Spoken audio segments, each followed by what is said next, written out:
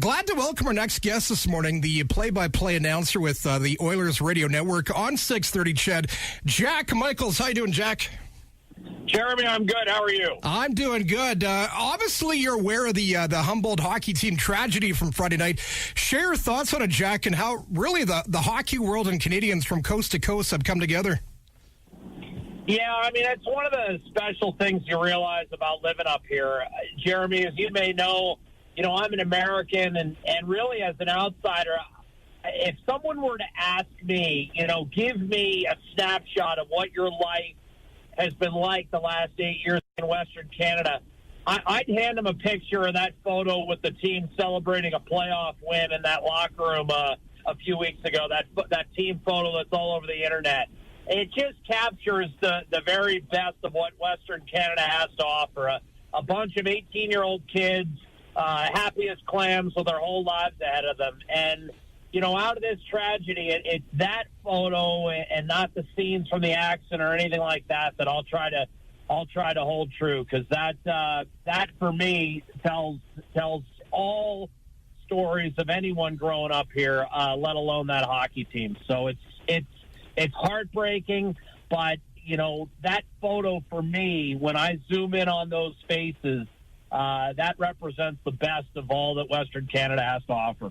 For myself, Jack, I think yesterday it was McClellan and Galutson going to the hospital yesterday with the Oilers and Flames gear. I think that really speaks a million, as well. Absolutely, and I thought the Oilers did a great job of handling it, and as you mentioned, Todd McClellan and Glenn Gulutzon, the head coaches of the Battle of Alberta teams, I mean, they have strong Saskatchewan ties. Both grew up playing junior hockey in Saskatchewan. One of Todd McClellan's very close friends was on the bus that crashed in Swift Current 30 years ago, killing 4. One of Todd's assistants here in Edmonton, a guy who played for both the Oilers and the University of Alberta Golden Bears, Ian Herbers, was on that bus and survived that crash. So for them, it hit really, far too close to home. And that's the thing is, this accident happens in Saskatchewan, but it has echoes and reverberations all throughout Canada, and that's why I think you see the country come together the way it has. Jack Michaels joining CFWE. Jack, the Oilers season, of course, wrapped up Saturday with the win against Vancouver. You, of course, they are covering it for the Oilers. What was the atmosphere like at Rogers Place that night, especially, of course, the Sedin's final NHL game?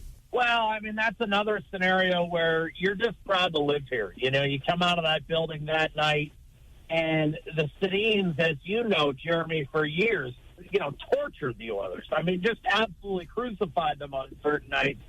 And, again, it was just so much class. The city of Edmonton not only responding to the Humboldt tragedy, which I thought was handled really well with the moment of silence and the teams on both sides forming a ring at center ice, and the Oilers logo replaced by the Humboldt Broncos logo throughout. And then you had the standing ovation on numerous occasions whenever the Sedins touched the puck. And this is in a visiting building.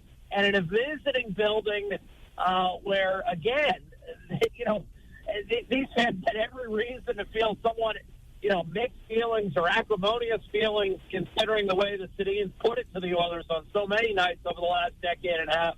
And instead, it was nothing but class and dignity, not only from the Sedins, but from the Edmonton faithful. So, again, a real proud moment for the city and a nice way to finish off what had been a pretty disappointing season.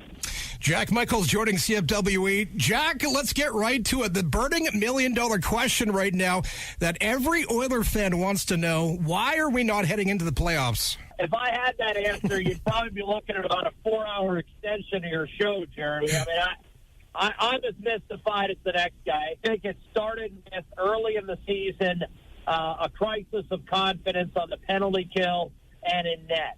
And when you're struggling on special teams and in net, you have no chance to succeed in the NHL. And, Cam Talbot played great for a year and a half, the back end of the 15-16